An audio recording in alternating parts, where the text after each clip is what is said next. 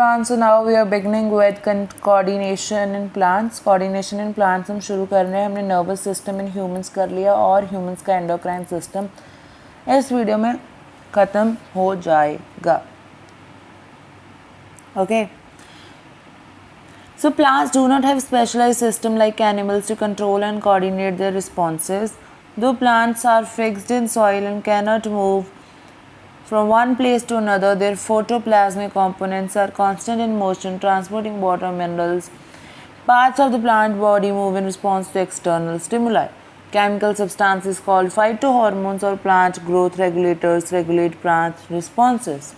Environmental triggers such as light or gravity will change the direction of growth of plant. The causative factor of the movement is called stimulus. Both plants and animals respond to external stimuli through specific movements.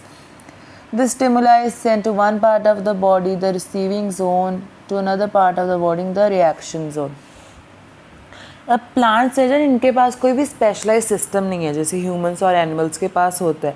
तो ये क्या करते हैं, ये ना तो चल सकते हैं ना ये फिर सकते हैं, ये एक जगह पे रहते हैं. और इनके मूवमेंट क्या कैसी होती है, मूवमेंट होगी फूड की, वाटर की या फिर मिनरल्स की.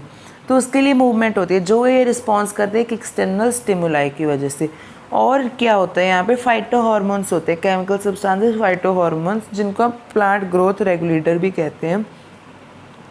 जो इन्वायरमेंटल ट्रिगर्स होते हैं सच एज लाइट हो गया, ग्रेविटी हो गया, उनकी वजह से जो ग्रोथ की डायरेक्शन है वो जब चेंज होती है तब हम उसको मूवमेंट कहते हैं. जो पॉजिटिव फैक्टर है मूवमेंट जिसकी वजह से हो रही है उसको हम क्या कहते हैं, स्टिमुलस कहते हैं. बोथ जो हमारे एनिमल हैं और प्लांट है वो दोनों स्टिमुलस को रिस्पॉन्ड करते हैं, एक्सटर्नल स्टिमुलाई को रिस्पॉन्ड करते हैं कुछ स्पेसिफिक मूवमेंट के साथ. जो स्टिमुलस है वो एक पार्ट ऑफ द बॉडी जिसको हम रिसीविंग जोन कहते हैं उससे मूव करता है दूसरे पार्ट तक जिसको हम रिएक्शन जोन कहते हैं.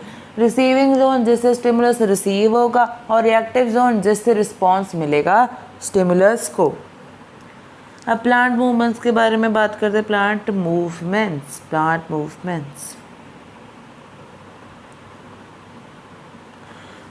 मूवमेंट्स जो plant unlike animal do not exhibit locomotion. They are not able to move from one place to another in response to external stimuli. अब क्या है, प्लांट्स लोकोमोशन नहीं कर सकते तो वो एक जगह से दूसरी जगह नहीं जा सकते जैसे हमारे एनिमल्स जाते हैं. किसके रिस्पॉन्स में, एक एक्सटर्नल स्टिमुलाई के. Instead they exhibit certain behaviour like growing towards light in a particular direction और ओपनिंग क्लोजिंग ऑफ लीव्स. अब वो क्या करते हैं, वो कुछ ऐसे हमारे पास रिस्पॉन्स ऐसे मूवमेंट दिखाते हैं जैसे कि ग्रो करना लाइट के टुवर्ड्स या फिर ओपनिंग और क्लोजिंग ऑफ लीफ करना, ये इनकी मूवमेंट्स रहती हैं. Broadly plants are two kinds of movement, tropic movements and nastic movement. अब जो हमारे प्लांट्स है वो टू टाइप की मूवमेंट दिखाते हैं. पहली है नेस्टिक मूवमेंट, दूसरी है tropic movement. Movement cause due to growth are called tropic movement. जो ग्रोथ डिपेंडेंट हमारी है ना मूवमेंट होती हैं वो क्या होती हैं, tropic movement. And those movement which are independent of growth are called nastic. जो ग्रोथ पे डिपेंड नहीं करती उनको हम नेस्टिक मूवमेंट कह देते हैं. In nastic movement the direction of movement is not determined by the direction of stimulus either internal external. जो हमारी नेस्टिक मूवमेंट होते हैं कौन सी, जो ग्रोथ इंडिपेंडेंट हो, उनमें जो डायरेक्शन होती है मूवमेंट की वो कोई भी एक्सटर्नल स्टिमुलाई चाहे इंटरनल स्टिमुलाई चाहे एक्सटर्नल स्टिमुलाई कंट्रोल नहीं करता. क्लियर. अब ट्रॉपिज्म या फिर ट्रॉपिक मूवमेंट कह सकते हो आप इसको. ट्रॉपिज्म, ट्रॉपोस का मतलब होता है turning. Tropism is a grow towards and reduce external stimuli such as light, chemical, water and acts from one direction. The direction of response of the plant organ is a definite relation to the direction of stimulus generally towards or away from it. अब ये tropism है वो plant की growth है जो एक external stimuli जैसे light हो गया, कोई केमिकल हो गया, कोई वाटर हो गया, उसकी वजह से एक डायरेक्शन में होती है. जो डायरेक्शन है वो सिर्फ एक definite relation, for example direction of plant part and direction of stimulus.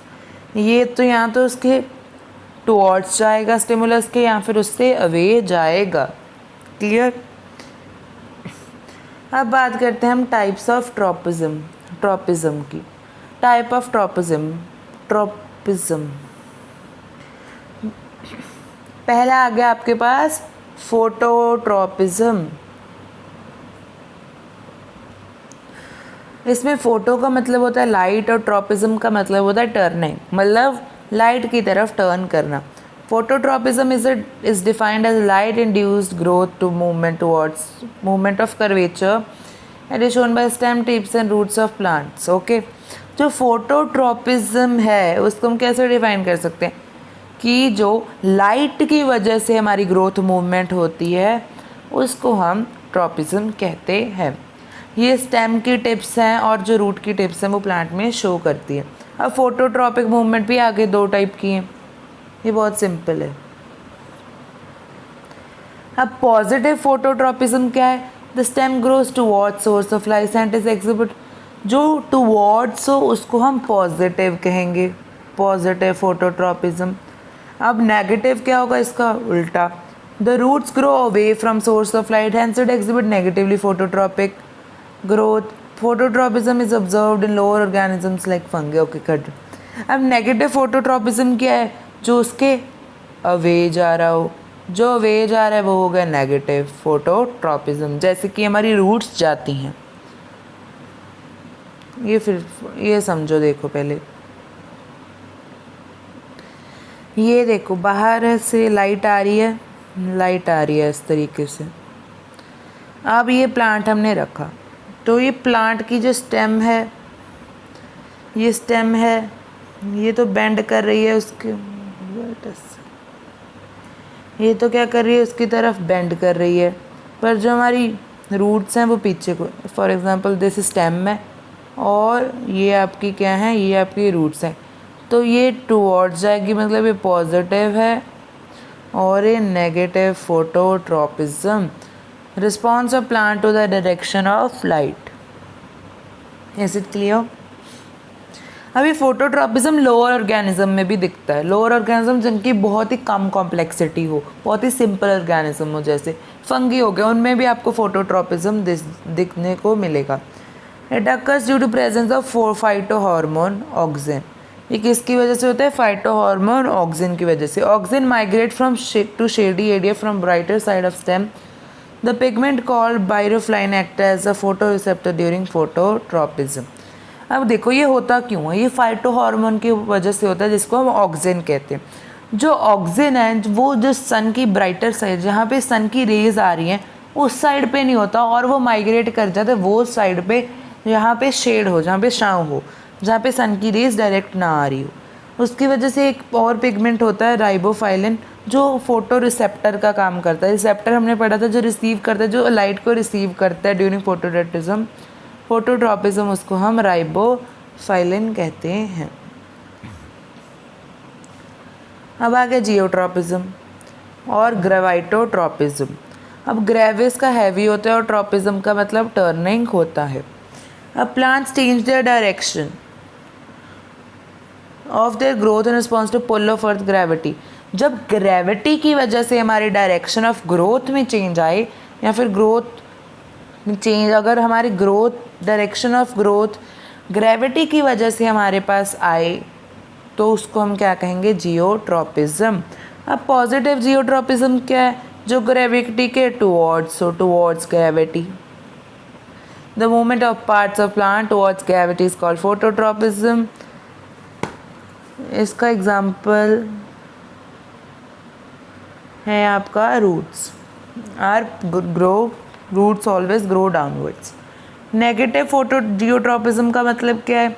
Movement of plant against gravity. Example shoots, shoots ऊपर को जाती हैं तो वो नेगेटिव, और रूट्स नीचे को जाती हैं तो वो पॉजिटिव। जो डायरेक्शन है स्टिमुलस की उसके डायरेक्शन में जा रहा है तो पॉजिटिव, उसकी डायरेक्शन से अवे जा रहा है तो नेगेटिव। अब ये देख लो, स्टिमुलस ग्रेविटी किधर को लग रही है? नीचे को लग रही है, पर ये तो इधर को जा रहे हैं और ये इधर को जा रही है। ठीक है, ये ग्रेविटी है, ये रूट्स है और ये शूट है। तो क्या होगा? ये इसकी इधर को ये जा रहा है, इधर को ये जा रहा है, तो ये तो भैया पॉजिटिव भाई भाई हो गए। ये इधर को जा रहा है, ये इधर को जा रहा है, तो ये नेगेटिव दुश्मन हो गए। तो ये नेगेटिव जियोट्रॉपिक शूट होती है आपकी, और रूट आपकी पॉजिटिवली जियोट्रॉपिक होती है। क्लियर है? अब आ जाओ कीमोट्रॉपिज्म पे, ये सबसे ज़्यादा इंटरेस्टिंग है। जो tropic movement induced by chemical stimulus, अगर कोई केमिकल का स्टिमुलस मिल रहा है उसकी वजह से हमारे पास मूवमेंट हो, ट्रॉपिक मूवमेंट, उसको हम क्या कह देते हैं? Chemotropism. For example the growth of pollen tube towards ovule during fertilization, the direction of growth towards the ovary is guided by the chemical produced in the embryo sac. The certain fungi also express chemotropy. अब देखो, आपके पास जब pollen tube बनती है वो किसकी तरफ बनेगी? ओव्यूल की तरफ हमेशा वो बनेगी। यहाँ पे आपकी डायग्राम नहीं दी हुई, मुझे लगता डायग्राम नहीं दी हुई, मैं आपको ड्रॉ करके समझा दूँ। अगर हियर इसकी डायग्राम होनी चाहिए, पर ये इसलिए नहीं देती बुक्स क्योंकि ज़्यादातर आपका ये जो होता है, अब देखो व्हाट हैपेंड। ओके, इस तरीके से आपका क्या होता है? पिस्टल होता है, पिस्टल ही कहते हैं, हाँ पिस्टल। अब यहाँ पे आपका क्या हुआ? पोलन ग्रेन आ गया, और यहाँ पे क्या पड़े हैं आपके? यहाँ पे आपके ओव्यूल पड़े हैं, अब ये यहाँ पे पोलन ग्रेन आया, ये पोलन ट्यूब बनाएगा टुवर्ड्स ओव्यूल, तो ये हमेशा टुवर्ड्स ओव्यूल बनेगी। पोलन ट्यूब तुमने कभी ऐसे तो देखी नहीं होगी कि पोलन ट्यूब ऐसे बन रही है, ये तो नहीं होता।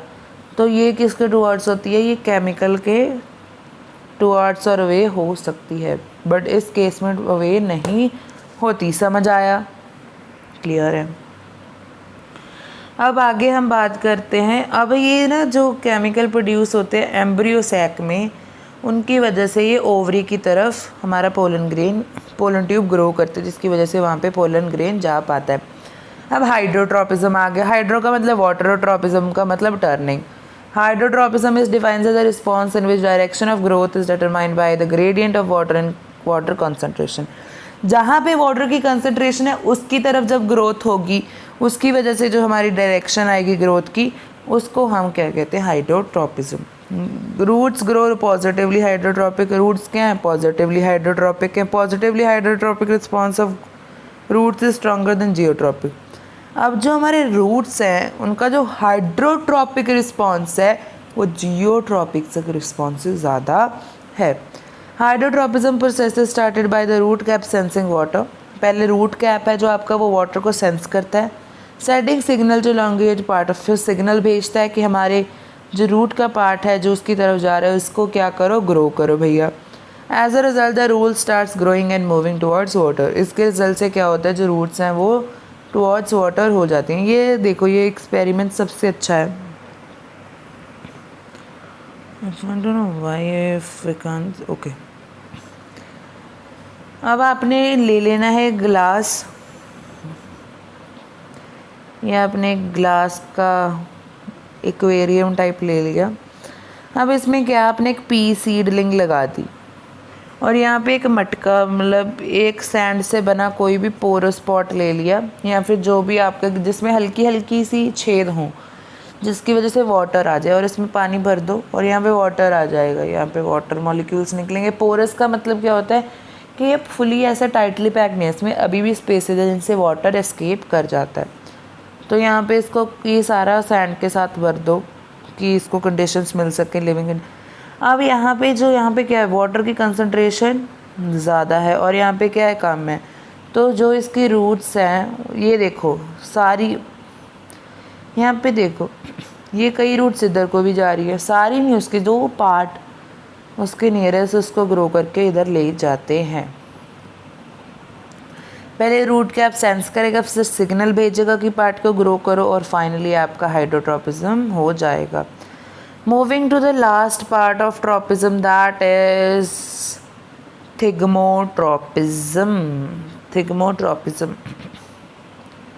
थिग्मोट्रॉपिज्म देखो, Tropic movement induced by contact or touch is called thigmotropism. It is also called stereotropism. Thigmotropism क्या हुआ? जब भी किसी चीज़ का कंटेक्ट आता है या फिर टच आता है उसकी वजह से थिग्मोट्रोपिज्म होती है. इसको हम स्टीरियोट्रोपिज्म भी कह देते हैं.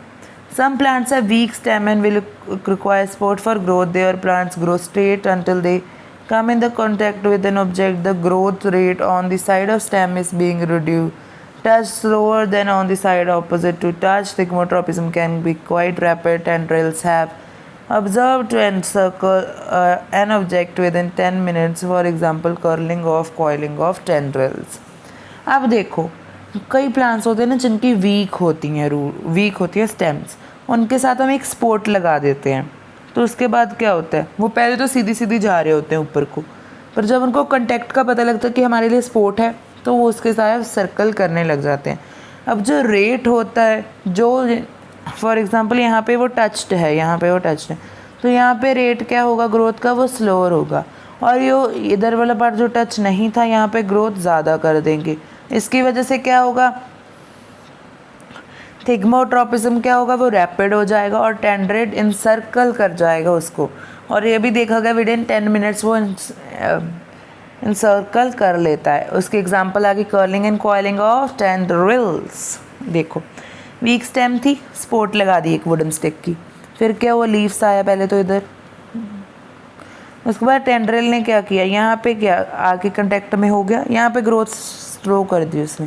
फिर जब यहाँ पे आई, यहाँ पे इसके कोई भी टच नहीं है तो यहाँ पे ग्रोथ ज़्यादा कर दी, सो दैट क्या हो कि ये कॉइल कर जाए.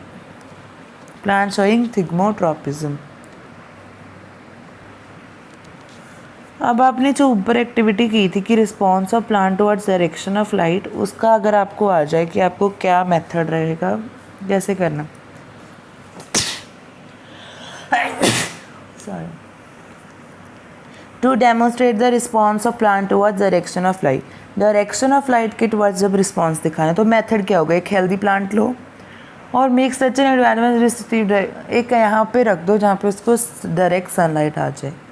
Now turn the plant such that shoots are away from sunlight and roots are towards sunlight. Leave it undisturbed for this condition for a few days. Again you will cause difference in the movement. अब आपने रखना कैसे है, आपने shoot इधर को रख देनी है. फॉर एग्जांपल लाइट इधर से आ रही है तो आपने शूट इधर को कर देनी है और रूट्स इधर को कर देनी है, ऐसे रखना है. कुछ दिन में आप देखोगे, क्या देखोगे, ऑब्जर्वेशन में लिखो. In the first case it has been observe that the shoots bend towards light, bend कर जाएंगे towards light. When the plant was turned, it was observed that the growth of the shoot is towards sunlight and growth of, फिर क्या होगी, ये जैसे हमने रखा था वो रिवर्स हो जाएगी और फोटोट्रोपिज्म वो फॉलो करेगी. कंक्लूजन क्या है, it can be concluded that shoot show positive phototropism और रूट नेगेटिव फोटोट्रोपिज्म दिखाती है.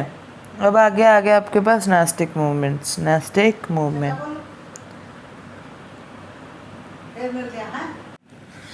ओके, सो अब शुरू करते हैं आपके नेस्टिक मूवमेंट्स के साथ. तो nastic movements are non direction and immediate response to plant external stimuli like temperature, humidity, light, radiation.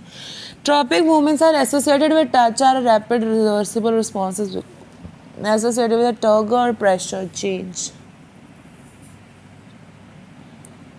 यहाँ पे बाकी सब कुछ सही है, इन्होंने गलत क्या लिख दिया, यहाँ पे ट्रॉपिक मूवमेंट नहीं आएगा, यहाँ पे नेस्टिक मूवमेंट आएगा. अब देखो जो नेस्टिक मूवमेंट है वो नॉन डायरेक्शनल होती हैं और जैसे हमारी ट्रॉपिक मूवमेंट है वो टाइम लगा देती हैं. जैसे हमने फ्यू डेज पे रखा फिर उसके बाद आपको फोटोट्रोपिज्म देखने को मिला, पर ये बहुत ही जल्दी इमीडिएट रिस्पॉन्स होते हैं. जैसे कोई टेम्परेचर चेंज आ गई, ह्यूमिडिटी आ गई भैया, लाइट आ गई, रेडिएशन आ गई, तो उनको ये रैपिड रिवर्सिबल रिस्पॉन्स देंगे जो कि कुछ टाइम के बाद रिवर्स हो जाएगा. लाइक फॉर एग्जाम्पल आपका क्या हुआ, रात हो गई, रात के बाद क्या फूल बंद हो गए, जब सुबह सन उतरेगा वो फिर खुल जाएंगे, वो फिर से रिवर्सिबल है. अब ये किसके साथ ऐसे हुई, ये रैपिड और रिवर्सिबल क्यों होते हैं, क्योंकि ये टर्गर प्रेशर में चेंज आता है. टर्गर प्रेशर में चेंज होता है कि हमारे जो साइटोप्लाज्म है उसमें उसके प्रेशर में चेंज आता है जो कि आपके सेल्स में होता है. अनलाइक ट्रॉपिक मूवमेंट जो कि एसोसिएटेड थी ग्रोथ के और इरिवर्सिबल थी. ट्रॉपिक मूवमेंट क्या थी, इरिवर्सिबल थी एंड वो क्या थी, ग्रोथ के रिलेटेड. तो इसके बिल्कुल ऑपोजिट ये रहने वाले हैं. तो इसकी भी दो टाइप हैं भैया. इसकी पहली टाइप है आपकी Seismonastic movement. Seismonastic movements. Okay बढ़ते हैं जल्दी से.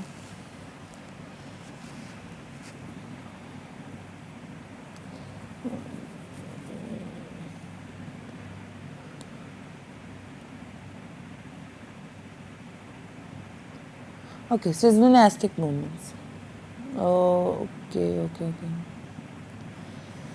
It is a plant response caused due to mechanical stimuli such as touch, raindrop, fast moving wind और shock. ये प्लांट का रिस्पॉन्स कब आएगा? जब कोई मैकेनिकल स्टिमुलाई मिला है, जैसे कोई टच हो गया, कोई रेन ड्रॉप लग गई हमारे प्लांट के लीफ पे, कोई फास्ट मूविंग विंड हो गई, कोई शॉक हो गया, उसकी वजह से ये रिस्पॉन्स आता है.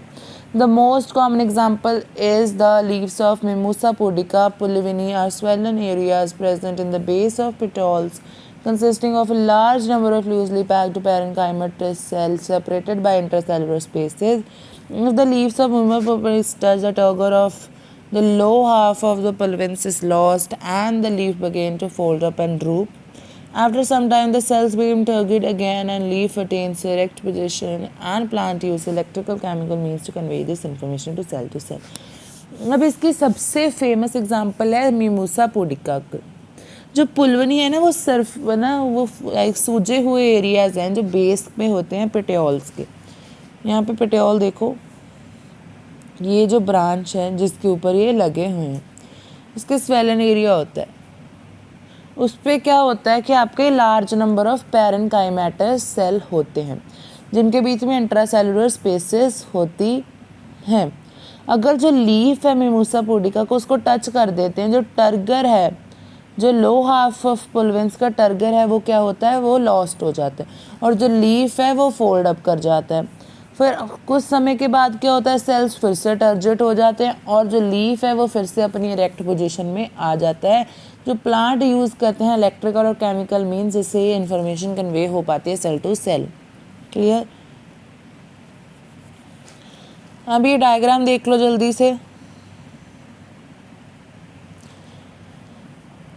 अब ये जो देखो मीन पुलविंस हैं, ये देखो ये वाला पार्ट, दिस स्वेलन एरिया, तो ये पेटियोल हैं. सेकेंडरी पुलविंस हैं, ये देखो यहाँ पे, इनकी वजह से टर्गर प्रेशर में चेंज आता है. ये लीफलेट्स हैं, ये लीफलेट्स हैं आपके. और टर्शरी पुलविंस, लीफलेट्स के कहते हैं क्योंकि ये हम एक पूरे को लीफ कंसिडर करते हैं और इसके जो पार्ट्स हैं उसको लीफलेट्स. फिर उसके बाद क्या, जब ये बेंड हो जाता है, जब टच कर दिया किसी ने तो ऐसे बंद हो जाता है. क्लियर? ऑल्दो ये इतनी एक्सप्लेनेशन में दिया है, it's not important, but if you remember it, it's excellent. Okay, अब आ जाता है आपके पास निक्टिनेस्टिक मूवमेंट्स. अब the circadian rhythmic nastic movements in the plant's response to darkness and temperature is called nictinastic movement.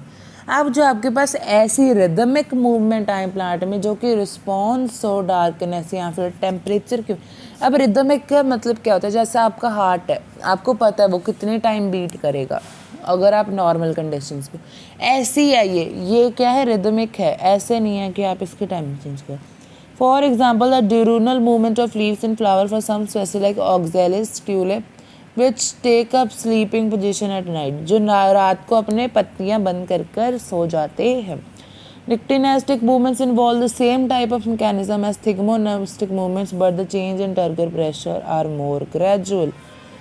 अब जो आपका निक्टिनेस्टिक मूवमेंट है वो same type of mechanism follow करती है थिग्मोनेस्टिक मूवमेंट्स का, बट जो टर्गर प्रेशर में चेंज आता है वो हल्का सा धीरे होता है.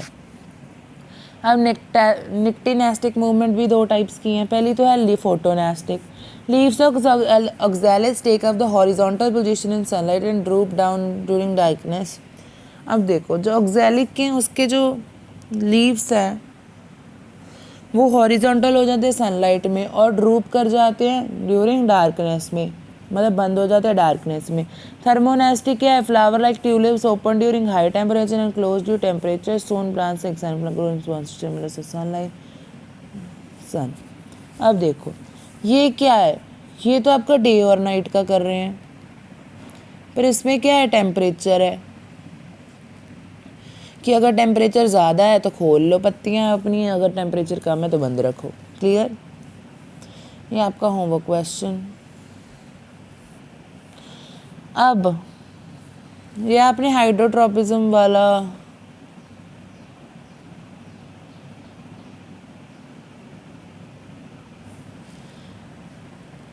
अभी आपका आ जाता है आइडिया बॉक्स, जिसमें आपको demonstrate the root show hydrotropism. अब हमें बताना है कि रूट्स हाइड्रोट्रोपिज्म दिखाती हैं।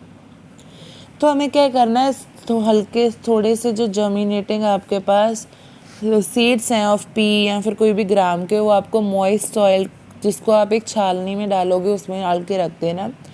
कुछ टाइम के लिए अनडिस्टर्ब रखना, 2 से 3 दिन के लिए, और सॉडस्ट को मॉइस्ट रखना। आप क्या देखोगे, जो रेडिकल है वो पास डाउन करती है सीव के, जो रेडिकल होती है वो क्या होती है, फ्यूचर रूट, जो प्लांट की फ्यूचर रूट बनेंगी। वो क्या, इन्फ्लुएंस ऑफ ग्रेविटी की वजह से नीचे की तरफ जाने लग जाती है, और आफ्टर सम ग्रोथ क्या होता है, radical move back and enter sawdust again. But कुछ समय के पहले तो वो इन्फ्लुएंस ऑफ ग्रेविटी से नीचे चली जाती है, पर कुछ समय के बाद वो ऊपर को फिर से आने लग जाती हैं, जो आपकी रूट्स होती हैं।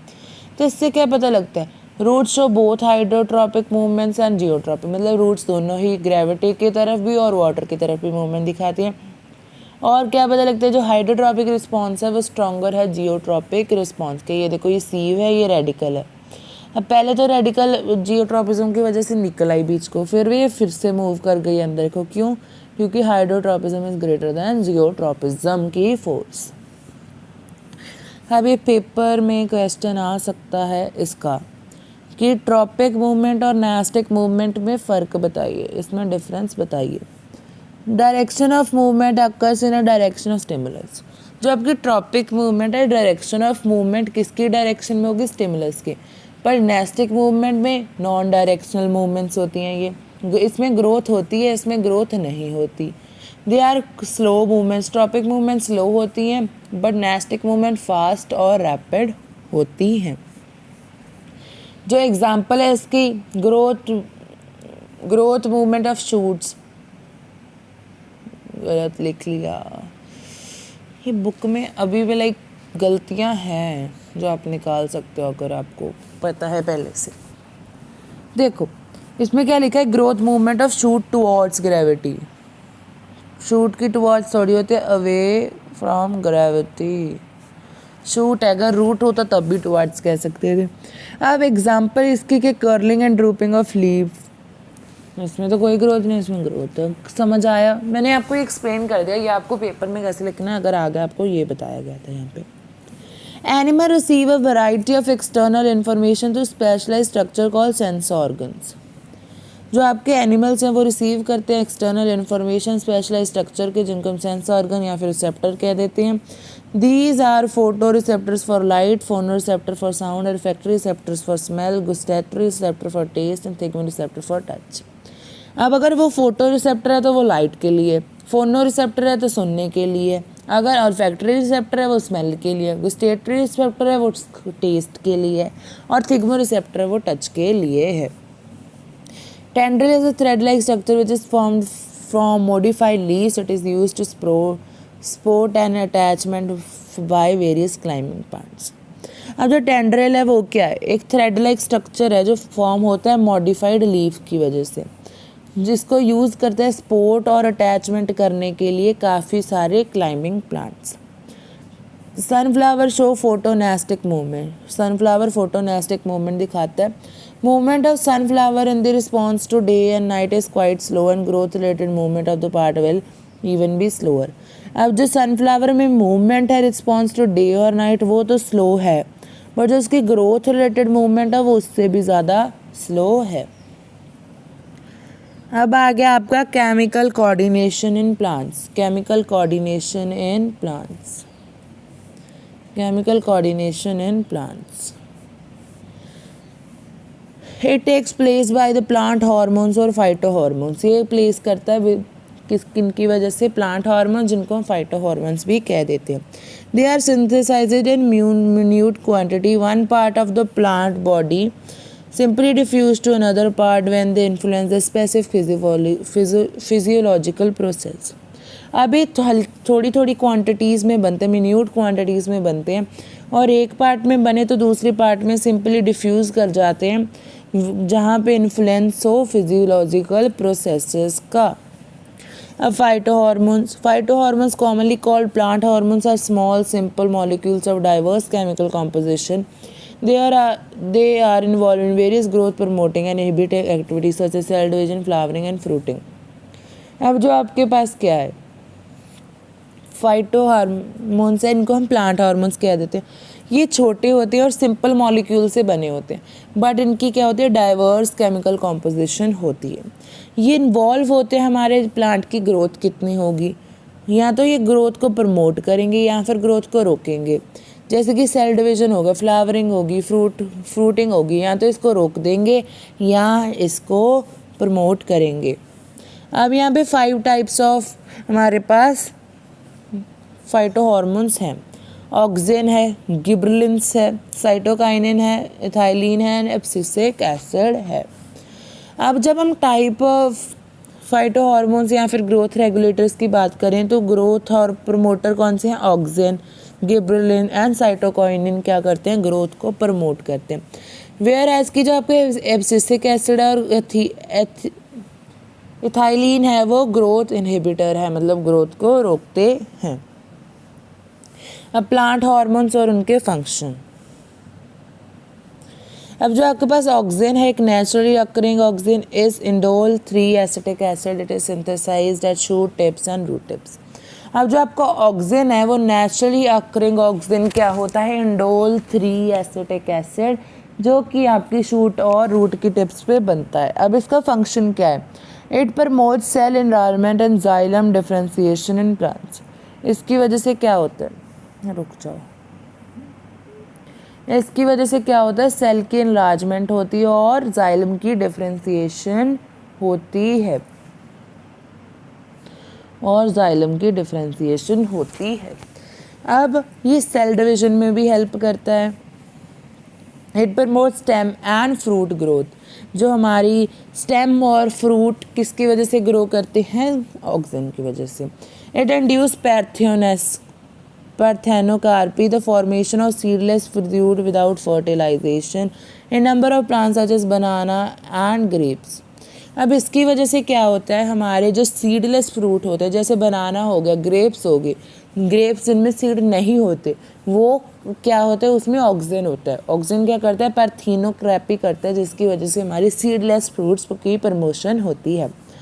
They are used as herbicides, herbicide की तरह ये यूज होते हैं। फिर आगे आपके पास गिबरेलिन, या फिर इसको आप गिबरेलिक एसिड भी कह देते हैं।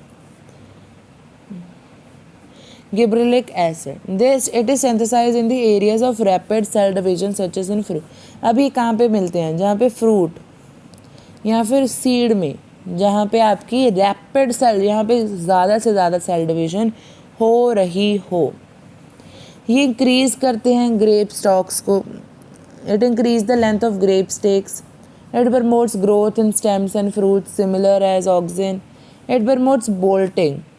बोल्टिंग क्या होती है, stimulation of internode growth before reproduction and flowering in beet cabbage. अब इसकी वजह से क्या होता है, जो इंटरनोड है उसकी ग्रोथ होती है रिप्रोडक्शन से पहले और फ्लावरिंग से पहले। It also induce parthenocarpy in many plants like tomato, कि उनमें सीडलेस उनको करने में मदद करता है। क्लियर हो रहा है, ये तो भैया आपको रटने ही पड़ेंगे, आपको ऐसे तो, या फिर निमोनिक्स वगैरह बना के आपको याद करने पड़ेंगे। अब जो साइटोकाइनिन है, साइटोकाइनिन सिंथेसाइज होता है रूट एपिक्स पे एंड डेवलपिंग शूट बड्स में और यंग फ्रूट्स में। रूट एपिक्स में, शूट बड्स में और फ्रूट, यंग फ्रूट में आपको साइटोकाइनिन मिलेगा। It promotes cell division in plants along with auxin. Auxin के साथ साथ ये भी सेल डिवीजन कराने में मदद करता है। It plays a vital role in morphogenesis in plants, morphogenesis कराता है। Produce new leaves and chloroplast in plant, इसकी वजह से नए पत्ते बनते हैं और क्लोरोप्लास्ट लीफ में बनता है। ये प्रमोट करता है ओपनिंग ऑफ स्टोमेटा को और फ्रूट ग्रोथ को। Clear.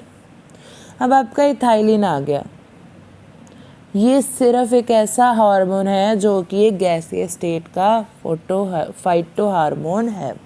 It is synthesized in large amounts by tissues undergoing senescence and ripening of food.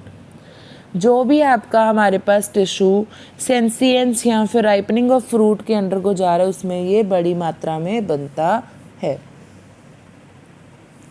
It causes horizontal growth of seedling, seedling की हॉरिजॉन्टल ग्रोथ कराने में मदद करता है। ब्रेक करता है dormancy in buds and seeds को। रूट ग्रोथ और रूट हेयर फॉर्मेशन को प्रमोट करता है और स्टिमुलेट करता है formation of separation layer abscission zone in leaves बनाने के लिए, फ्लावर्स में, फ्रूट्स में, और प्रमोट करता है सेनेसेंस। क्लियर। अब आपका लास्ट आ जाता है एब्सिसिक एसिड या फिर ABA स्ट्रेस हार्मोन, डॉर्मेन या फिर स्ट्रेस। ये पूछ लिया जाता है which is the stress hormone in plants, तो ये बहुत इम्पॉर्टेंट है, दिस इज इम्पॉर्टेंट। क्लियर, याद रखना। अब आपसे इनहिबिट करता है प्लांट ग्रोथ को और सीड जर्मिनेशन को। सीड को जर्मिनेट होने से रोकना और प्लांट को ग्रोथ करने से रोकना इसका काम है। ये प्रमोट करता है क्लोजिंग ऑफ स्टोमेटा, यहाँ हमारा साइटोकाइनिन खोलता है और ये बंद कर देता है। इफेक्ट ऑफ विल्टिंग, जो हमारे लीफ जो हमारी लीफ की विल्टिंग होती है जिसकी वजह से वो गिरते हैं, वो भी इसकी वजह से होता है।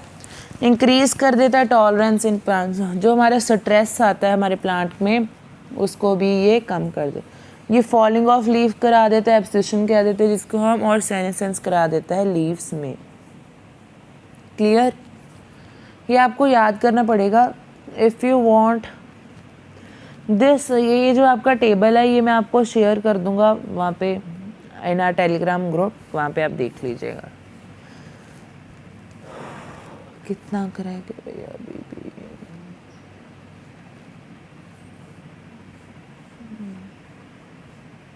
ओके, अभी बहुत बड़ा है, बहुत बड़ा है अभी तो। ओके, अब आपका आ जाएगा role of oxygen in phototropism. अब हमारे ऑक्सीजन का क्या रोल है फोटोट्रॉपिज्म कराने में?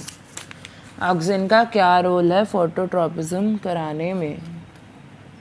क्लियर। अब ये देखो क्या रोल है भैया इसका। The growing plants detect light and oxygen is synthesized at the shoot tip, thus regulate the direction of growth. The action of oxygen hormone is explained below. अब जो आपका ग्रोइंग प्लांट है वो लाइट को detect कर लेता है और ऑक्सीजन अपनी शूट टिप पे बनाने लगता है जो कि डायरेक्शन ऑफ ग्रोथ को रेगुलेट करता है। The action of oxygen hormone है उसका एक्शन ये नीचे कह रहे हैं, हमने दिया है भैया। When the light comes from above, then the oxygen hormone present in the tips of the stem spreads uniformly down to stem. Due to this, both sides of जब ऊपर से लाइट आती है तो ये सभी जगह पे यूनिफॉर्मली डिस्ट्रीब्यूट हो जाता है। When the lights provide from one side of the stem, side B in the figure, and the oxygen hormone accumulate on the other side, shady side of the stem, away from light. This is called oxygen hormone prefer to stay in shade. अब जब light एक direction से आ रही है तो वो shady side को ज़्यादा प्रेफर कर लेता है। Now more oxygen hormone is present on the left side and the stem, but not on the right side. Due to this more oxygen hormone, the left side of stem grow faster than right side where oxygen is absent.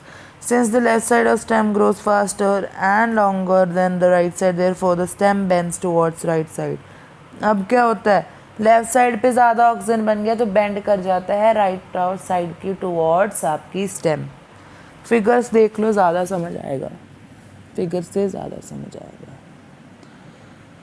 Okay okay okay okay okay okay okay.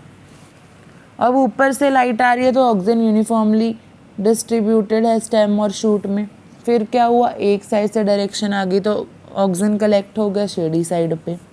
अब क्या हुआ, light यहाँ से आती रही stem क्या होगी, bend towards होगी लाइट के, दिस साइड, ये साइड स्लोली ग्रो करते हैं और ये फास्टर ग्रो करते हैं ड्यू टू ऑक्सीजन, तो ये क्या होता है, इधर को बेंड कर जाता है।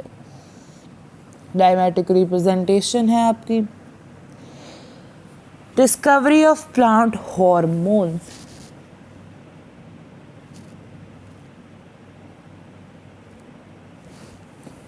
ओके ये करते हैं अभी। It is not at all important for your board examination. अब ऑक्सीजन की क्या की थी, चार्ल्स डार्विन थे और फ्रांसिस डॉर्विन थे। First reported the presence of growth hormone in the collected tip of canary grass परलेस carnarius when he described the effect of light and gravity in his book Power of Movements in Plants. He found that collectical tip of granary bent towards the light. Example, natural oxygen, indole 3-acetic acid or IAA. Synthetic oxygen, IB, indole butyric acid and 4D2,4 dichloroperoxyacetic acid and NaN-ethylene acetic acid. Gibberellin कैसे बने? The effect of gibberellins has been observed over a century ago. Japanese farmer noticed some plants in rice field were taller, thinner than the normal plants and named them disease as Bakane disease or foolish seedling disease. Corvassa 1926 discovered the causal organism was fungus called gibberellin. Gibberella fusariquae. Cytokinin. Ashgog and his co-workers observed that from the internal segments of tobacco stems in callus, a mass of undifferentiated cell profiled only. In addition to oxygen, the nutrients medium was supplemented with extracted of a vascular tissue, yeast extract, coconut milk or DNA. Satin, a natural cytokinin, was obtained from unripe maize grain or kernels. Ethylene chyme forms the release of volatile substance from ripened orange that has seen the ripening of stored unripe bananas. Later, this volatile substance was identified as ethylene. Ethylene is synthesized in large quantities by ripening of fruits and sensate organs. Clear है? Okay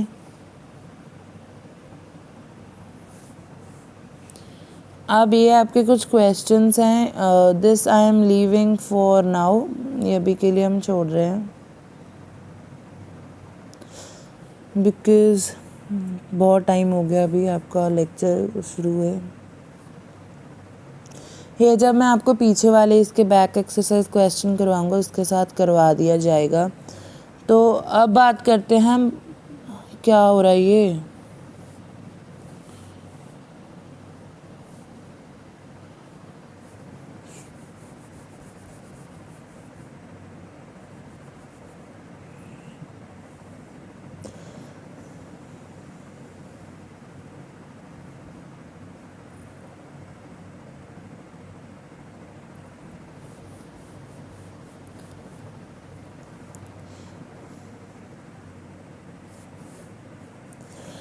hormones in animals. A nerve, as the nerve fiber do not amplifiate all cells of the body and cellular functions need to be continuously regulated, a special kind of coordination has to be provided. Coordination in animals brought up by the secretion of endocrine glands. अब क्या है, जब आप nerve fibre की बात करते हो हर एक सेल तक नहीं जा पाती, तो इसके लिए हमारे पास क्या है, एंडोक्राइन ग्लैंड्स हैं. Endocrine glands lack ducts and hands are called ductless glands. जो आपके पास एंडोक्राइन ग्लैंड्स होते हैं उनके पास डक्ट नहीं होती और उनको हम डक्टलेस ग्लैंड कह देते. फॉर एग्जांपल ये एक endocrine,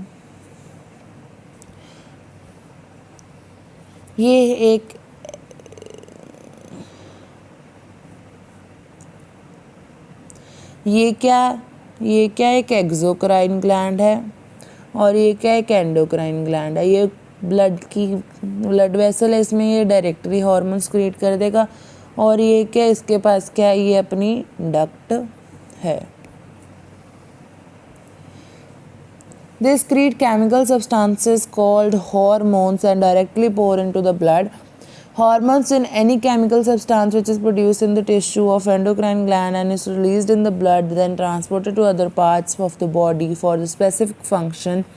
The organ which responds to such hormone is called target organ. Hormone, therefore, as a chemical substance, is secreted in trace amount by endocrine glands, act as intracellular messengers within the information transmission. अब देखो आपके जो endocrine glands हैं वो directly अपना जो आपके hormones हैं वो उनको पोर कर देते हैं ब्लड में।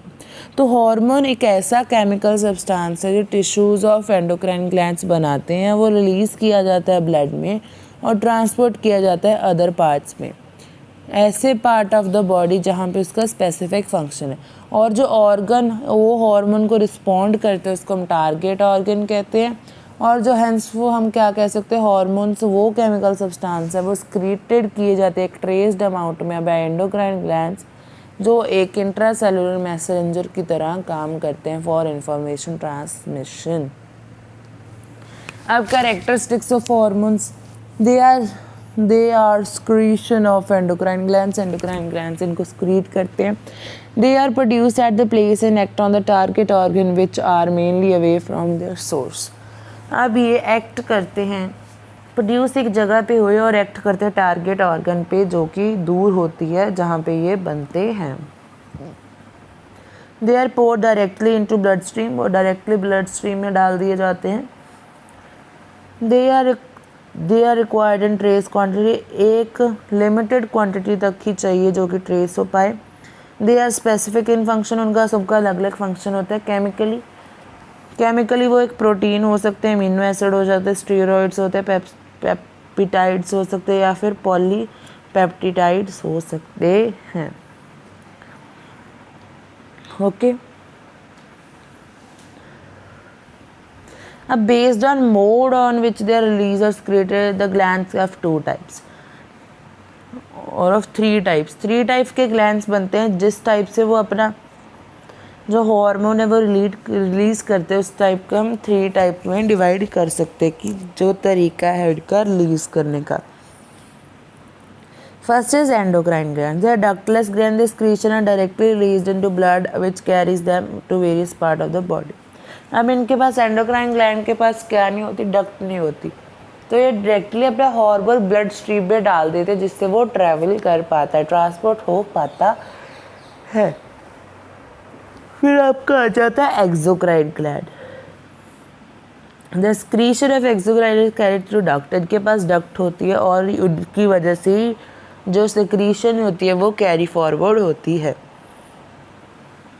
द डक्ट्स में open outside the body to release secretion, sweat and milk, और may be released on the another surface within the body. अब ये जो क्या होता है, ये ओपन आउटसाइड में भी रिलीज़ कर सकते हैं, जैसे स्वेट और मिल्क हो गया, और ये रिलीज़ हो सकते हैं अनदर सरफेस विद बॉडी के अंदर भी रिलीज़ कर सकते हैं, जैसे हमारे डाइजेस्टिव जूसेस क्रिएट होते। फिर आता है आपका हेटेरोक्राइन ग्लैंड्स या फिर मेक्सोक्राइन gland. They have both endocrine and exocrine function, इनके दोनों ही एंडोक्राइन भी हैं और एक्सोक्राइन भी हैं। They are also known as mixed glands. Their endocrine parts pour in the secretion in circulatory system while exocrine drains out in secretion through ducts. Pancreas है एक हेटेरोक्राइन gland. अब ये क्या करते हैं, इनका जो एंडोक्राइन पार्ट है मतलब जिसके पास डक्ट नहीं है वो अपनी स्क्रीशन को डायरेक्टली सर्कुलेटरी सिस्टम यानी कि ब्लड में डाल देते हैं, और जो आपके पास एक्सोक्राइन पार्ट है वो अपनी डक्ट की वजह से स्क्रीशन करता है। अब various endocrine glands present in the human body, human body में कौन से आपके पास ग्लैंड्स हैं। पहला आपके पास hypothalamus. Hypothalamus is the basal part of diencephalon forebrain and is regulated by wide spectrum of body function. Therefore, it is known as master of master gland. Pituitary gland, it contains several groups of neurosecretory cells, also called nuclei, which produces hormone. These neurohormones regulate the synthesis and secretion of pituitary hormone. अब जो आपका hypothalamus है वो क्या बनाता है, base part है, base बनाता है आपके डीएनसीफिलॉन यानी कि फोर ब्रेन का। ये रेगुलेट करता है wide spectrum of body function. इसको हम क्या कहते हैं, मास्टर ऑफ मास्टर ग्लैंड कहते हैं, क्योंकि ये कंट्रोल करता है आपके पिट्यूटरी ग्लैंड को, जिसको हम मास्टर ग्लैंड कहते हैं। इसके पास काफ़ी सारे ग्रुप, सेवरल ग्रुप्स होते हैं न्यूरोसिक्रेटरी सेल्स के, जिसको हम न्यूक्लियाई कहते हैं, जो कि हार्मोन बनाते हैं। ये इनमें जो ये इसमें न्यूरो हार्मोन्स बनते हैं वो रेगुलेट करते हैं आपके कि कितना और कितना बनना है और कितना स्क्रीट होना है पिट्यूटरी हार्मोन को। अब हाइपोथैलेमस के हार्मोन्स कौन से हैं? Hypothalamus produce two types of hormone. Hypothalamus two types of hormones बनाता है। पहला तो है releasing hormone, they stimulate secretion of pituitary hormone. Example है hypothalamic hormone called gonadotropin release hormone stimulate pituitary synthesis and release of gonadotropins। अब जो आपके releasing hormone है वो स्टिमुलेट क्या करते हैं कि हमारे पिट्यूटरी हार्मोन को क्या स्क्रीट करना है। एक हमारे पास हाइपोथैलेमिक हार्मोन है जिसको हम गोनाडोट्रोफिन रिलीजिंग हार्मोन कहते हैं, जो स्टिमुलेट किसको करता है, जिसको कहता है पिट्यूटरी सिंथेसिस को कहता है, और रिलीज करता है आपको गोनाडोट्रोफिन्स रिलीज करने को कहता है।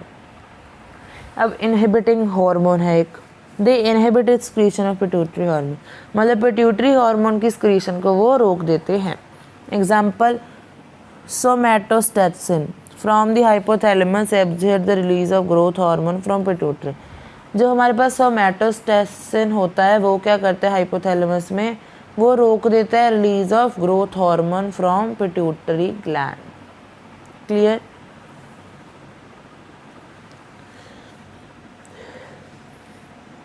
पिट्यूटरी ग्लैंड आ गया अब आपका।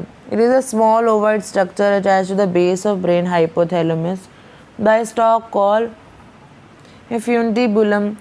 Pituitary gland is also known as master gland, as is other endocrine glands. This gland consists of three lobes, anterior, middle and posterior.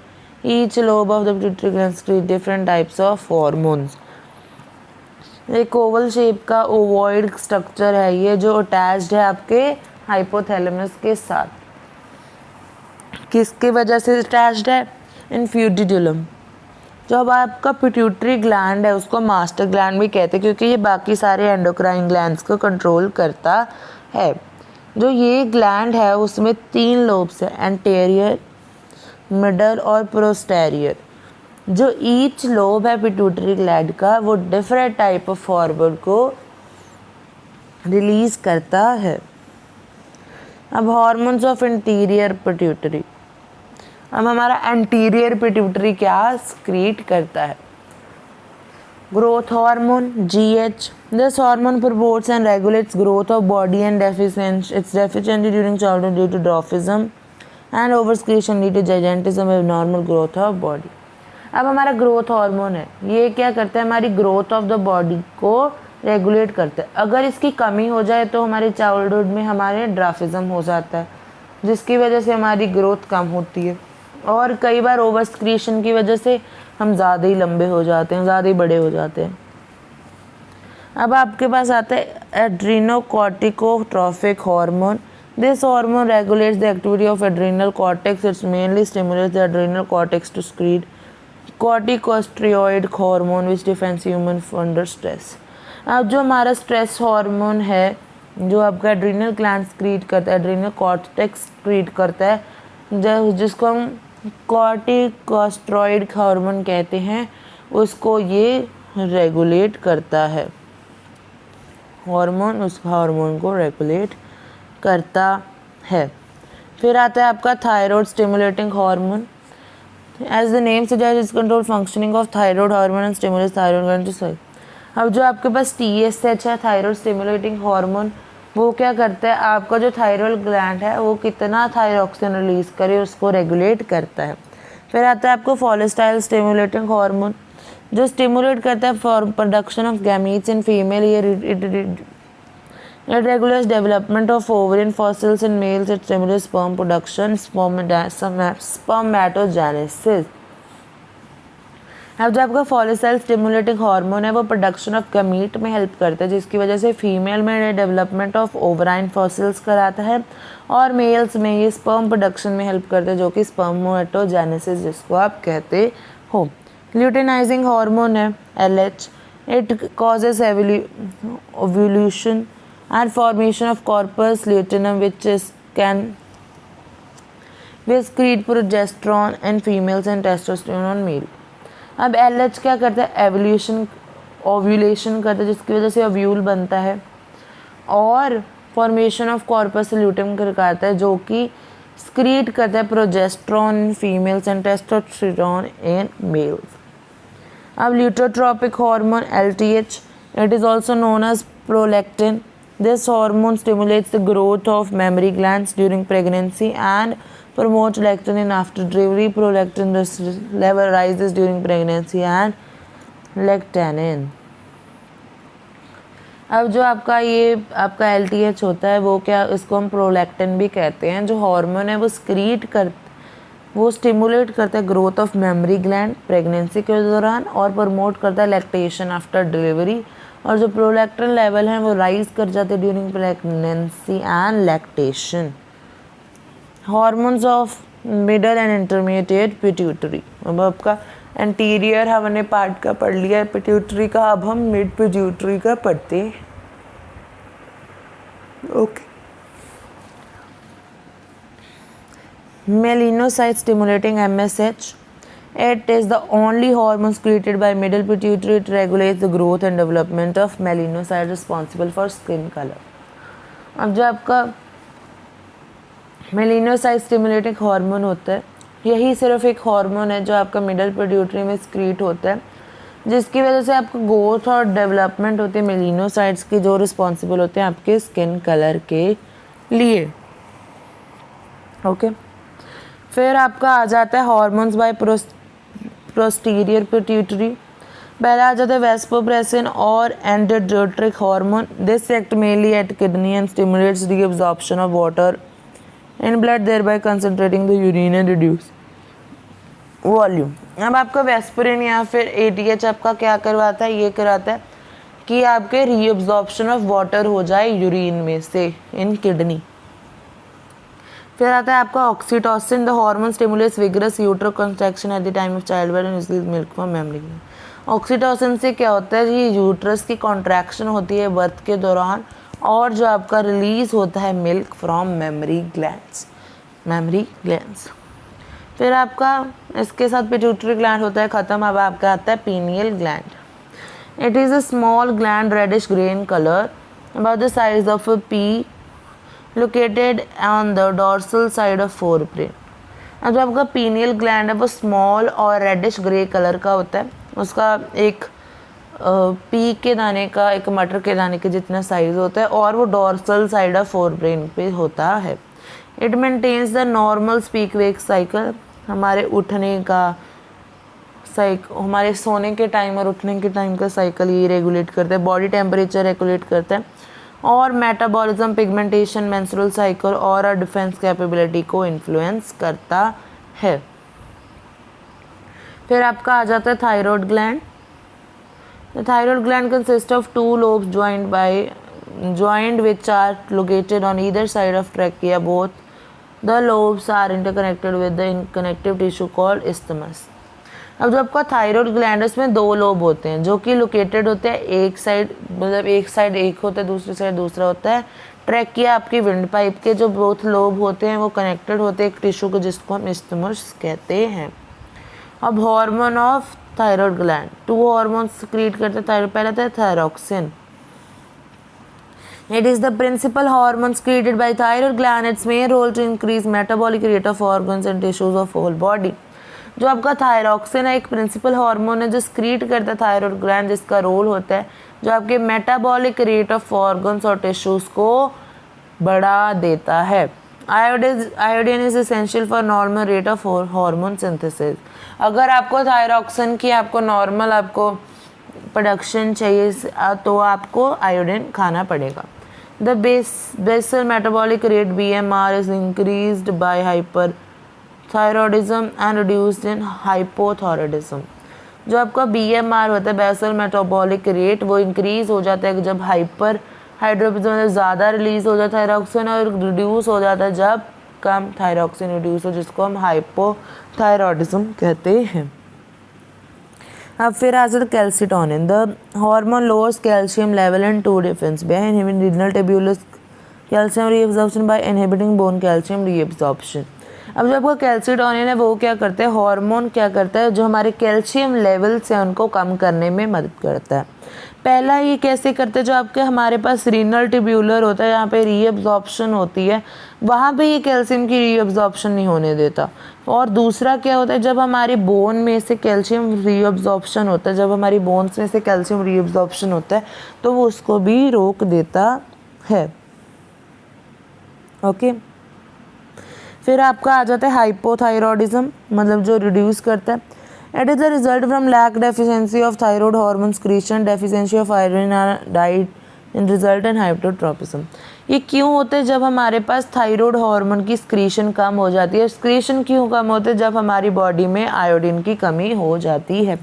It is manifested differently in children as compare to adult. In children ये अलग अलग होता है children और adult में। Children cretinism is cause due to congenital defect of either absence or defect of gland leading to stunt growth. Frequently the child has protruding tongue and enlarged abdomen. The mentality of the kid is low and retarded.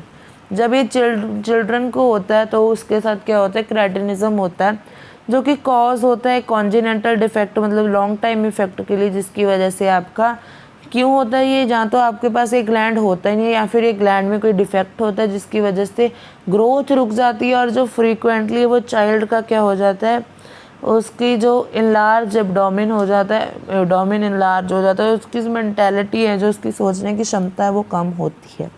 In adult women hypothyroidism में cause a regular menstrual cycle. जबकि women में अगर ये सब कुछ हुआ तो उनका इरेगुलर मेंस्ट्रुअल साइकिल हो जाता है। Myxedema is a condition caused by thyroid deficiency in adults. Myxedema adults में होता है। It is characterized by puffy face, thick skin, dry cough, cold, loss of hair. अगर आपको myxedema हुआ है तो आपको puffy face हो जाएगा, सूजा सा फेस हो जाएगा, मोटी चमड़ी हो जाएगी और सूखी खांसी, कोल्ड हो जाएगा और बाल झड़ने लगेंगे। There is a deposition of mucin and fluid retention in extracellular spaces. BMR is lowered. Iodine deficiency causes enlargement of thyroid hormone, commonly called as simple goiter. इससे सिंपल गोइटर हो जाएगा क्योंकि BMR लेवल लोअर हो जाएगा। अब आ जाता है आपका hyperthyroidism. It is the result of excess secretion. अब ज़्यादा थायरॉक्सिन रिलीज होगा तो हाइपरथायरॉयडिज्म हो जाएगा। The excessive amount of thyroxine is poured into the blood and metabolism of the body is speeded up. अब ज़्यादा पोर हो गया ब्लड में तो आपका जो मेटाबॉलिज्म है वो ज़्यादा स्पीड अप हो जाएगा। The person start losing weight, person का भार कम, वेट कम होने लग जाएगा, इंक्रीज हो जाएगा metabolic rate, protection of eyeballs हो जाएगा, नर्व एक्साइटमेंट से वो सफ़र करेगा। The signs and symptoms are responsible for condition exophthalmic goitre और ग्रेव्स डिसीज़।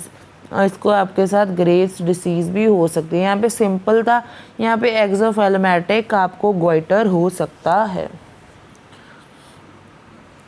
अब आपका आ गया parathyroid hormone, thymus hormone, adrenal hormone, pancreas. अब आपका parathyroid hormone, parathyroid hormone, they are small oval pea shaped हैं, ये भी आपके पीनियल ग्लैंड के जैसे। They lie on the back side of thyroid gland, thyroid gland के पीछे होते हैं। In humans there are two pairs, दो पेयर होते हैं, सुपीरियर पेयर और inferior pair in human. Parathyroid gland सक्रीट्स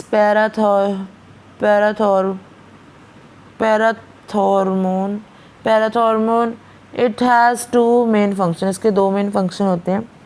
regular level of calcium in bones and extra cellular tissue fluid and affecting the amount of calcium in blood.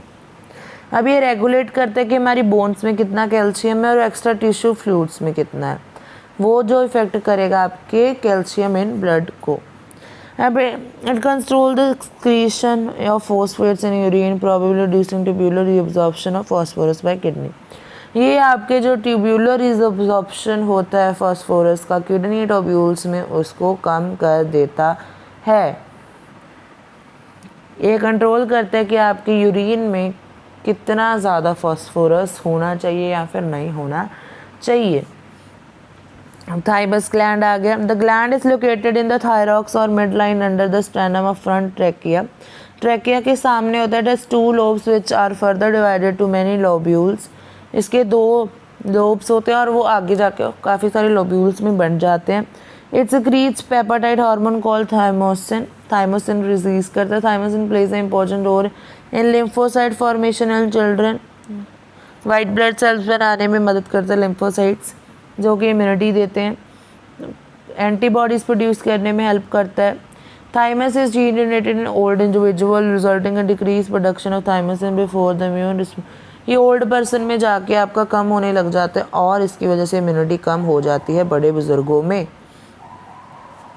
अब आपका आ गया adrenal gland. There are 2 semilunar structures lying on each side of interior part of kidney. ये दोनों क्या पे होते हैं, ऊपर होते हैं किडनी के, एक इधर किडनी पे और दूसरे उधरली किडनी पे। This is why they are also known as suprarenal gland. Suprarenal glands पे इसको कह देते हैं, क्यों? इसकी पोजीशन की वजह से। Each gland consist of 2 types of tissues which are structurally and physiologically different, known as cortex and medulla. इसके पास 2 टाइप ऑफ टिश्यूज होते हैं एक एड्रीनल ग्लैंड में, एक तो होता है कॉर्टेक्स, दूसरा होता है मेडुला, उसके स्ट्रक्चर के अकॉर्डिंग।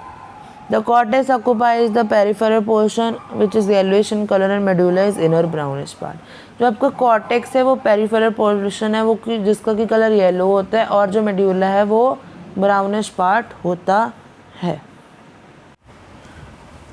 फिर उसके बाद adrenal cortex create 3 different types of hormones जिनको हम कॉर्टिसोस्टेरॉइड्स कहते हैं। अब जो आपका मिनरल कॉर्टिसोइड्स होता है एल्डोस्टेरोन, वो रेगुलेट करता है वाटर और इलेक्ट्रोलाइट, सोडियम और पोटाशियम बैलेंस इन बॉडी। फिर आपका ग्लूकोकॉर्टाइड होता है जो कि इन्वॉल्व होता है कार्बोहाइड्रेट मेटाबॉलिज्म में। ग्लाइकोजेनेसिस प्रमोट होती है लीवर में और crystal is the most abundant. फिर आपका होता है sex chloride small cord, sex hormones होते हैं जो एंड्रोजन्स एंड एस्ट्रोजन्स जो प्रोड्यूस करता है एड्रिनल ग्लैंड्स, उसको इन्फ्लुएंस करते हैं for sexual development and growth in both males and females. फिर आपका एड्रिनल मेडुला होता है, वो इंपॉर्टेंट होता है डिफेंस मैकेनिज्म के लिए, सप्लीमेंटिंग सिंपैथिक एक्शन के लिए। स्क्रीट करते 2 हार्मोन, दीज रिस्पॉन्स में होते हैं स्ट्रेस ड्यूरिंग इमरजेंसी, जिसको हम फाइट और फाइट रिस्पॉन्स कहते हैं। एड्रेनालाइन होता है एनिफ्रेनाइन जो कि स्ट्रेस हार्मोन करता है, जो इंक्रीज करता है systolic blood pressure and dilation of coronary blood vessels, increase sweating and metabolic rate, increase करते bring restlessness, muscle fatigue and anxiety. Noradrenaline it is a general vasoconstrictor, increase both systolic and diastolic pressure. फिर आपका pancreas है, heterocrine gland है, act as both exocrine and endocrine glands. ये secrete करते हैं pancreatic juice in duodenum with the help of pancreatic duct, इसलिए exocrine है। और एंडोक्राइन है क्योंकि इसके पास एक टिश्यू है जो कि फॉर्म है clumps of secretory cells called islets और लैंग्रांज। इस्लेट सेल्स होते हैं वो 3 टाइप ऑफ अल्फा सेल्स से बने होते हैं, बीटा सेल्स और डेल्टा सेल्स में बने। जो अल्फा सेल्स हैं वो स्क्रीट करते हैं ग्लाइकेन हार्मोन, और जो बीटा सेल्स होते हैं वो स्क्रीट करते हैं इंसुलिन। अब इंसुलिन का फंक्शन क्या होता है? Excreted by beta cells of large like other hormones passed directly into blood. It plays an important role in regulation of glucose. Insulin is required to convert glucose in glycogen, glycogenesis, and is stored it in liver. Deficiency of insulin result in diabetic mellitus, a condition in which blood glucose is high and passed in urine. फिर glucagon it is created, alpha cells create करते हैं, और metabolic effect है which are opposite to those of insulin. Insulin के जो भी effect है उनको उनके ही ऑपोजिट कर देता है, और जो कॉज करता है break down of liver glycogen और releasing glucose in blood stream. फिर आपका आता है somatostatin, it is created by delta cells It enables the secretion of many hormones such as the release of growth hormone of pituitary gland. Therefore, it is known as growth hormone inhibiting hormone. फिर अब आपके पास 9th hormone आ जाता है, that is called female's ovary. Female has a pair of ovary present in lower abdominal region. It is a primary female sex organ. आपके पास ovary है, primary female sex organ है और ये प्रेजेंट होता है lower abdomen reason में. Ovary कौन कौन से हमारे पास हार्मोन्स रिलीज करते, पहले तो एस्ट्रोजन है. FS is from the interior pituitary controls secretion of estrogen acting on the Graafian follicles. The hormone affects the development of female secondary sexual organs and mammary glands. It regulates the growth of ovarian follicles. The estrogen secretes influence on the follicular phase of menstrual cycle and secretion is highest during ovulation. Estrogen है interior pituitary, इसको control करता है, इसकी secretion को. ये जो hormone है वो फीमेल में सेकेंडरी सेक्स ऑर्गन्स के लिए की डेवलपमेंट को कंट्रोल करता है और मेमोरी ग्लैंड को की डेवलपमेंट को कंट्रोल करता है. और जो ग्रोथ है आपकी ओवरी फेस्टिकल्स को उसको कंट्रोल करता है. और जो स्क्रीशन है वो फॉलिकुलर फेज तो ये मेंस्ट्रुअल साइकिल में होता है. और जो स्क्रीशन होती है इसकी हाईएस्ट होती है जब ओव्यूलेशन पीरियड हो. फिर आपका आता है progesterone. It is created by corpus luteum. This hormone supports pregnancy and is created only after ovulation. Progesterone है, कॉर्पस ल्यूटेनम इसको स्क्रीट करता है और ये प्रेगनेंसी को सपोर्ट करता है और वो स्क्रीट किया जाता है after ovulation. Progesterone prepares the uterus for receiving embryo. इसकी वजह से क्या होता है, जो यूट्रस होता है उसको हम प्रिपेयर करते हैं कि हमारा जो एम्ब्रियो है वो आ रहा है, उसको रिसीव करो. It prepares that is inner lining of uterus को प्रिपेयर करता है जिसको हम एंडोमेट्रियम कहते हैं, to receive implanted embryo for a week. If the ovum gets fertilized, the corpus luteum continues to maintain pregnancy for the first 3 months, after which while placenta takes over the role of costal luteum by secreting progesterone itself. अब क्या है, जब आपके पास inner lining of uterus endometrium में plant हो गया embryo for week, जब ओवम फर्टिलाइज हो जाता है तो कोशिनम कंटिन्यू करता है प्रेगनेंसी मेंटेन करने के लिए फर्स्ट 3 मंथ्स के लिए. पर उसके बाद क्या होता है, प्लेसेंटा ये काम करने लग जाता है और रोल ऑफ कॉर्पस ल्यूटेनम क्या हो जाता है, स्क्रीटिंग हार्मोन का प्लेसेंटा करने लग जाता है. Since the hormone is essential for maintenance of pregnancy and therefore called pregnancy hormone कहते हैं इसको. If pregnancy does not follow ovulation, corpus luteum disintegrates and break down due to lack of progesterone. इसकी अगर ये नहीं हुआ, pregnancy नहीं हुई, तो आपका लैक ऑफ प्रोजेस्टेरॉन की वजह से जो ये ब्रेक डाउन हो जाएगा. रिलैक्सिन होता है the hormone is created during the later stages of pregnancy. Pregnancy के लेटर स्टेजेस में रिलीज होता है. ये रिलैक्सिन करता है मसल्स की of the pelvic area. Pelvic area के मसल्स को रिलैक्स करता है कि जिसकी वजह से जो चाइल्ड बर्थ है और जो प्रेशर है फीटस पे वो अच्छे से हो पाए, अच्छे वो कम हो जाए. टेस्टिस है अब 10th part. Hormone not hormone gland in males and pair of testes is present in has scrotal sac down the abdomen. abdomen के डाउन आपका एक सैक होता है जिसमें pair of testes होता है. These are extra abdominal in position. The external and Leydig cells present in the testes produce male hormone testosterone. Testosterone produce करता. Testosterone is primary hormone secreted by adrenal cells of testes. It is mainly concerned with the development and maintenance of male secondary sex organs and enhancing process of spermatogenesis. Spermatogenesis करता है और आपका maintenance of male secondary sex organs करता है. That is sperm production. और जो hormones हैं वो growth of facial hair and pubic hair करते हैं, aggressiveness करते हैं, muscular growth कराते हैं और enlargement of larynx जो कि आपके वॉइस को डीप कर देती है. तो इसके साथ क्या होता है, आपका यहाँ तक चैप्टर ख़त्म हो जाता है. बस ये लास्ट टॉपिक रह गया जो कि feedback mechanism. The hormones are responsible for regulating temperature of internal body. The feedback mechanism help to bring about steady and constant rate of the body which is called homeostasis.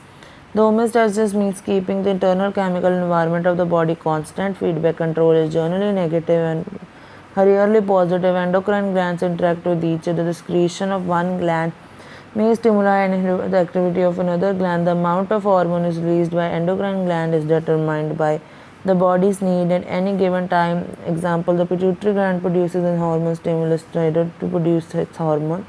In turn, thyroid secretion induces pituitary to inhibit the thyroid stimulating hormone. This is known as negative feedback.